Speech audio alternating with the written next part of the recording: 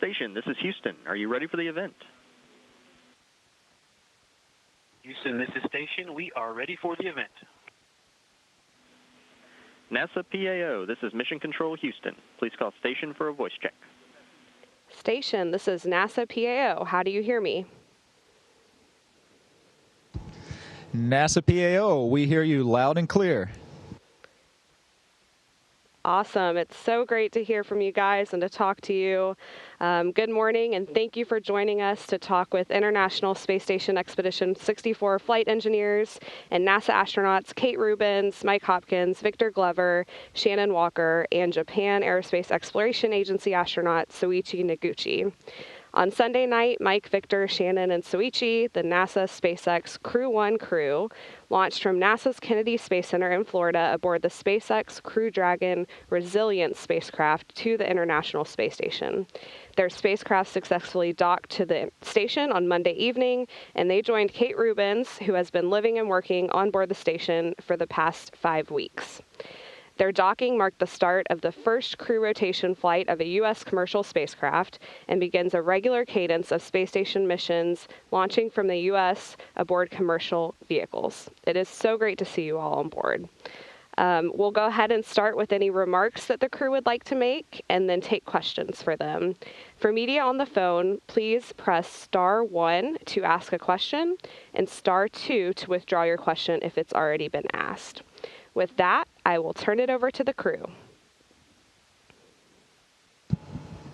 Okay, thank you. Boy, I tell you, it is fantastic to be up here. The launch itself was absolutely incredible. That vehicle really gets off the ground, and so it was exciting all the way up, and the ride was very smooth. So it's, I know we had a few delays along the way, but we launched when we were supposed to, and we got here when we were supposed to. So from Crew 1, we just want to say thank you again to all of the folks at NASA, at SpaceX, the DoD, everybody that helped make that launch successful. And we are really looking forward to the next 6 months up here on the International Space Station. Here. Okay, let's get started with Q&A. Let's start with Chris Davenport with the Washington Post. Hi guys, it's great to see you. My question is for Soichi. This is now the third vehicle that you've flown to space. I just wonder how Resilience compared to the Soyuz and the shuttle. Thank you. Hey, Chris, thanks for the question. For the record, the Dragon is the best. It's a short answer. And of course, each vehicle has its own, peculiarity. But I feel Dragon is really ready to go up. It's really it's fun to ride. And 2 days and Dragon is really remarkable memories. So I'm really happy to be here again. Awesome. Okay, let's go to Joey Roulette with Reuters.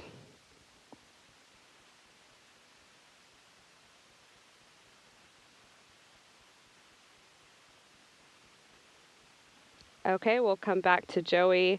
How about Russell Pounds with Pacific Rim Media? Good morning, folks. Great to see you. This is Russell. I'm calling from Alaska today. And a question for Shannon or maybe Victor. I understand you've taken quite a few science experiments up to the station along with the many already in progress. Which experiments do you think might be most surprising or meaningful to those of us back on Earth? You know, that is a very good question, and I'm not sure I have an answer for you at this time. We really haven't gotten into the experiments. We're still sort of getting organized, and so I may have to wait a few weeks before I answer that because I'm honestly not sure what we've got going in the next few months. Okay, let's go to David Curley with Discovery Channel. Hey guys, thanks for doing this. Could you fill in a little more about what the ride was like? How did it compare to what Bob and Doug said? The sounds, the vibrations, did it match up pretty quick? And Kate, what did you tell the rookie when he came through the hatch there? You were waving your arms. I'm just curious what you said. Thank you. I was so excited to see Ike's face coming through that hatch. We've been thinking about this moment up here together with the two Sergeys, waiting for our 4 crewmates to join him. And I think I said, "Oh my gosh, you're here!" we were just really, really excited to see them coming through the hatch and to welcome our friends to the International Space Station. Yeah, and in terms of the launch itself, I mentioned at the beginning it was an exciting ride, and that really doesn't do it justice, to be honest. Bob and Doug described it pretty well, but when you're sitting there on the rocket as it's going through the fueling process, there's noises and vibrations, and in many sense, you can tell it wants to get off the ground. And particularly in those last 2-3 minutes as the final fueling's happening and the strong batch retracted and things of that nature, it's definitely ready to go. And it leaped off the pad. It was amazing. And right after we, about 40 seconds into the flight, you throttle back a little bit, and you definitely noticed that. But then when it was time to get going again, it really picked up, and it was really moving. Staging is always pretty exciting, I think, on any rocket, and this one is no different. There was when the first stage shuts off and separates, and then that second stage kicks in. You definitely know that as well, and then this just slow, steady build-up in G's all the way up into orbit. But I tell you, we were all very excited. When we passed the 100-kilometer point, we all said, "Welcome to space" to Ike, because that's certainly a big moment. And I think it's probably worthwhile to hear what Ike thought of his first ride to space as well. Yeah, it's a great question, and the short answer is it was awesome. I could sit here and tell you for the entire duration of this conference how great the ride was, but the staging was dynamic. The G's on the second stage is much closer to our spacecraft, so you felt it. It was much more up close and personal, but we accelerated for several minutes, and so the G just slowly built in. You definitely felt it. And then when that engine cut off and we were in orbit, I mean, it's surreal. I've seen tons of pictures, but when I first looked out the window at the Earth, it's hard to describe. There are no words. There are no words to describe it. It was an amazing, once-in-a-lifetime feeling. All right. The next question will be from Marcia Dunn for Associated Press. Yes, Victor, I have a question for you, if you don't mind. What was your biggest surprise about the launch, and having flown 3,000 hours and more than 40 aircraft, how hard was it to be hands-off the whole time? Thank you. Thank you. Interesting. That's a great question, Marcia, and how you doing? So, when I first started training for this 30 months or so ago, that was a big deal to me. I will tell you, on the 15th or Greenwich Mean Time on the 16th, it wasn't an issue at all. The rocket, the Falcon 9, performed superbly the way it was supposed to. Dragon performed superb. We had some things to work through, but we worked through it as a crew. And I tell you what, the thing that surprised me the most, and it's interesting you referenced, having 3,000 hours and some combat time flying high-performance jets. The G was not the highest G I've ever felt, but it was for probably the longest duration. And so that was a surprise. In a fighter, you can't hold, 4 Gs for several minutes, not most aircraft. And so that was a surprise. And again, once those the second stage cut off and you're floating, again, I've been able to feel that for a few seconds, but to have that for an extended period was just truly amazing.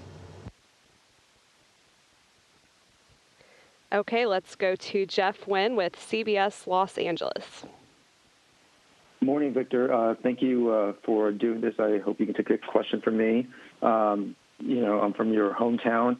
Earlier in the week, I got to speak to your college wrestling coach, Coach Cal, and your department director at Cal Poly, Dr. Walsh. And both of them said that they literally cried when they watched the launch. And you going up was like having them on your back. What's it like for you to hear, your college instructors speak of you with that much pride? And, what are you hoping to share with kids, from this mission? Because I know that that's something that's very important to you as a girl dad. Wow. Thank you for that great question. A girl dad, a dad period. I hope that this inspires people to literally and figuratively look up. I really think having something to look up to now, especially as we bring 2020 to a close, it's just something that we all need. And, you mentioned two people who mean so much to me, and I could name a ton more, but, Coach Cal and Dr. Walsh, my advisor in undergrad, were huge inspirations to me. And so to hear that they were inspired by this, I mean, you're about to make me cry. That brought tears to my eyes just now.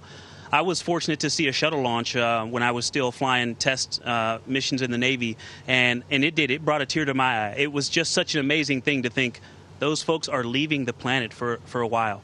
And it's hard, again, another thing that's kind of a life-changing event. So to share that with them was truly an amazing opportunity. Thanks for the question. Wow, now we're all crying. Okay, let's go to Tarek Malik with Space.com. Hello and good morning. My question is for the station veterans and for you, Kate. I'm curious, this is the first time we've seen a 7-member long-duration crew. I'm wondering, does it feel extra crowded? Are there lines at the galley and the WC? I'm just wondering what you're hoping with that extra person on board to accomplish in terms of science and research for the station. Thanks. Thanks, Tariq. That's a great question. And I would say it's crowded has got like some negative connotations. This is busy in a great way. There's energy up here. We've got people zooming by. Hopper's been working in the glove box this morning. Somebody else is in another module doing science. Somebody else is on the exercise machine. So you can tell that there is just so much going on the space station. And by having 5 of us up here now, we're able to really accomplish a huge amount of research. And so there's some level of maintenance that we always have to do on the space station. And so when you're just one person like me, a lot of the time gets taken up just keeping this place running. Now that we've got all of us, the amount of scientific output that you're going to see from this mission, I think, is absolutely incredible. All right, let's go to Rachel Joy with Florida Today. Hey, everybody. It was an amazing launch. Thank you so much for doing this today. We're just dying to know how you chose Baby Yoda as the zero-G indicator, and how does he compare flying on the Falcon 9 versus the Mandalorian spacecraft? Thank you.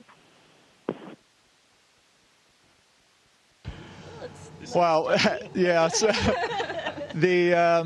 each crew, the zero-G indicator has a long tradition that crews have been able to pick those out, and so each crew has that opportunity.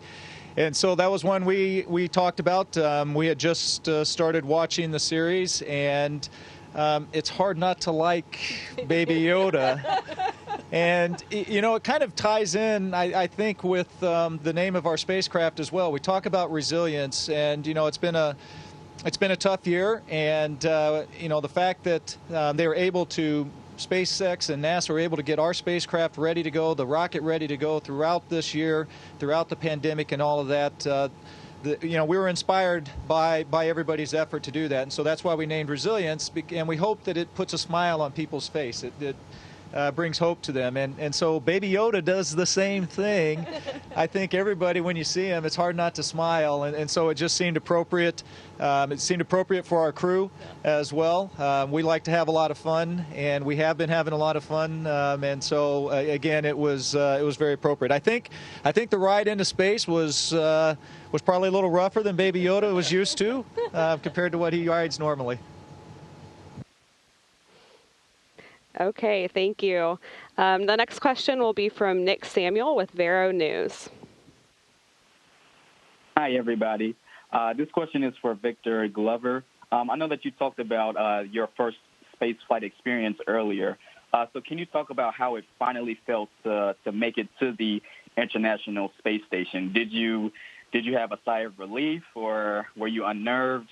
Can you talk about that? Wow, Nick, that's a great question. And, it's so many different feelings. It's hard to explain. It really is hard to put into words the awe of seeing the space station, even over our video system from Dragon, and then feeling the soft contact, the slow deceleration as we made contact with the station, and then making full contact and pressurizing, opening the hatch, seeing Kate. all of these emotions. I mean, the happiness, the relief, but then knowing that we've got work to do and wanting to contribute. And also getting used to space. You know, I was very slow. My brain is constantly trying to figure out where up is. And I don't know if it's because I'm a new guy. They made me sleep in the ceiling. So every time I pop my head out, the entire space station is upside down. So I just stay upside down as much as possible. But that I think requires extra processing. And so everything else takes me so much longer. And so I'm trying to push through that and get work done. But it is an interesting challenge that I actually find slightly amusing. So it's been a whole bunch of emotions, and honestly, I'm still processing it. I've been writing little notes to myself and things in my journal, and hopefully I'll look back on it and be able to give you a better, more concise answer. But it is so many different feelings, but excitement is definitely one of them. That's fantastic. Okay, let's go to Mark Carreau with Aviation Week and Space Technology. Good morning, and thank you. I want to follow up on a question to Kate earlier, and my question is for Mike and Shannon. What do you see having 5 people in the U.S. segment now? What is your sense of the environment and the future of having that many people aboard to do all the maintenance and research?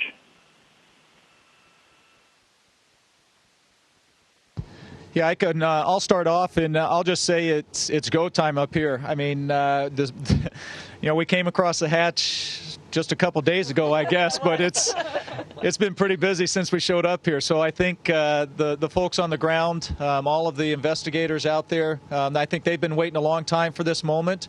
And so they've got our calendars full already, and I think it's a good thing. We are going to see just how much science can come out of this space station, and it's a lot, but it takes a lot of extra work too, because there is limited space, there's limited comm capabilities, there's limited video capabilities, and so you have to coordinate all of those kind of things together, and that's going to be challenging. I think it's going to take us a few weeks to get our feet under us and figure out how 5 people are actually able to work around here without running into each other the whole time and all of that. But it is pretty exciting. Yeah, just to add to that, people have asked about whether or not we've got, collisions on the exercise equipment or the WHC, but really it's the traffic jams that we have going through the modules trying to get from where we need to be from one place to the other. So it's definitely, you can tell that it's a lot fuller here instead of 3 people on this side, 5 people, but everybody's right, we're going to get a lot of work done, which is really good for all the science that goes on in the world. Okay, let's take the next question from Robert Perlman with Collect Space. Hi, a question for Mike Hopkins. You described how Dragon performed as a spacecraft. How is it performing as a bedroom? Have you set up camp inside Dragon as you expected? And I know you had some temperature issues on the way up, getting it warm enough. Have you experienced that again?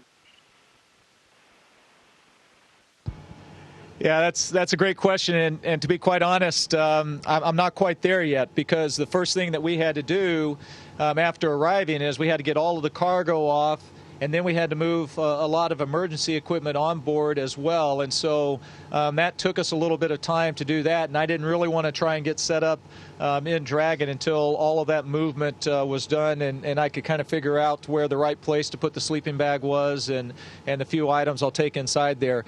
As far as the temperature, they've been very generous and kind of dropped the temperature down a little bit right where we are, and this happens to be where the other the crew quarters are, and so that's to make sure that that resilience stays cool for me. It's probably been a little bit chilly, but I've certainly been comfortable. We're probably going to have to talk about the temperature a little bit more here, but overall, I think it's going to work out just fine. It's a roomy vehicle, and so I'm looking forward to the next 6 months, and we'll see. Probably it's going to take me a few more days to really get settled in. All right, let's go to Stephen Clark with Spaceflight Now. Hi, Stephen Clark for Spaceflight Now. I want to follow up on my an earlier question from Chris Davenport for Soichi Noguchi. What makes Dragon the best, and can you give us a little window into life aboard the ship for 27 hours on the way to the space station, and how cramped is it compared to your experience with Soyuz and Space Shuttle? Thanks. Well, my other crew member already described, but the Dragon was fun to fly. It's really kind of. They wanted to go.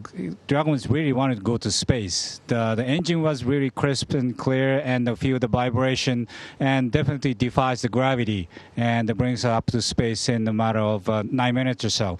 And the difference mainly is the feel of all the plumbing, or also the fueling, that you actually feel the liquid oxygen going into the tank a couple minutes before the flight, and also the feel the thruster, vibration, sound, and also the small orientation controlling jet. Since I'm sitting by the window seat, I feel the jet is firing just right next to my head, which is actually a good sign. So obviously this is feels like you are actually inside the Dragon, bringing us up to space. So that was quite a feeling. Okay, let's take the next question from Jackie Goddard with the Times of London. Hello, and congratulations on another successful Crew Dragon flight.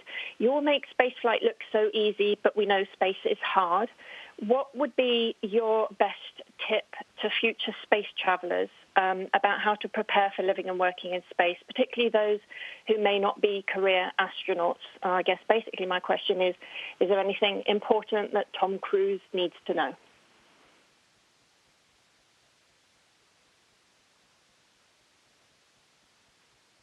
I think if people are going to come to space and not be career astronauts, I think the biggest tip you could have is to be organized. Because if you're not organized, you're going to lose your stuff in no time flat, and that will make life really hard. So you've got to be well organized to be in space. Okay, let's take a question from Joey Roulette with Reuters. Hey, I just wanted to follow up on the bedroom Crew Dragon question. Was there any competition for who gets to sleep in Crew Dragon? And Mike, since that'll be you, what I guess will your sleeping arrangement look like, and what kind of tests and data will you plan to get from that? Thanks. Yeah. We were talking about, if you know rock, paper, scissors, there's also another version called Gunman, Gorilla Man, Karate Man. So. But actually, there was a tradition when the shuttle used to come up and bring components and supplies to the space station. I think the commander always ended up sleeping on the shuttle, and it just felt right that's where I was supposed to go. And so, we talked about it as a crew a little bit, and everybody was. Everybody would be willing to sleep wherever, right? You're in space, and so you're not going to complain. You don't want to complain about where your sleeping quarters are. But in terms of what we're going to get out of it, most of the time while we're docked, Dragon is going to be in what we call a quiescent mode, and so it's completely powered off. And so really, I think one of the things that I'm becoming more conscious about as I'm spending more and more time in there is I don't want to do anything to damage anything as I'm going in and out. And so for 160 or plus days, 200 days, whatever it is that we're up here, and I'm using that as my bedroom, it's also what's going to get us home. And so I want to make sure I don't do anything to compromise that while I'm sleeping in there. So I will probably spend a lot more time outside the crew quarters than if I had, or outside Dragon, than if I had one of the crew quarters that are in here. So I think that is an important piece of it that I don't ever want to forget. Okay, let's take a question again from David Curley with Discovery Channel. One more item on that, Mike. Are you looking for them to send up some more quarters? I've heard them called, if they're attached to the floor or the ceiling, coffins as you float over them. They kind of look like coffins, phone booths on them. And Soichi, could you talk about what your flight and John Young mean to you? You've accomplished what your hero, your mentor, did. Okay, I guess I'll start. Yes, there is a plan to have another crew quarters on board. It's called actually CASA, and so it didn't make it here in time. There is a possibility that it might show up midway through the expedition, and so if that is the case, then I will be moving out of resilience and into that crew quarter. And as I mentioned earlier, I think that's a good thing because I think we want to just make sure we always keep our return vehicles in pristine condition. And so anyway, there is a plan, just not sure when it's going to actually make it up here for that other crew quarters. Yeah, again, I'm very humbled and honored to fly 3 vehicles after Mr. John Young and also Rory Shearer. But the good thing is many more are ready to follow. Actually, in 5 months from now, the Crew 2, they have another 2 more astronauts who fly the 3rd kind of space vehicle. And the race just began for who's going to be the first one to fly 4 different ones. So watch out for that. All right, let's take another question from Jeff Wynn with CBS Los Angeles. Hey, Victor. Thanks for doing this. One more question for you. You know, in recent days, you've talked about social justice, and you've talked about the need for kids to go into science. As you are circling the Earth every 90 minutes, what has that done to your resolve in terms of social justice and the debate over extreme climate here on Earth?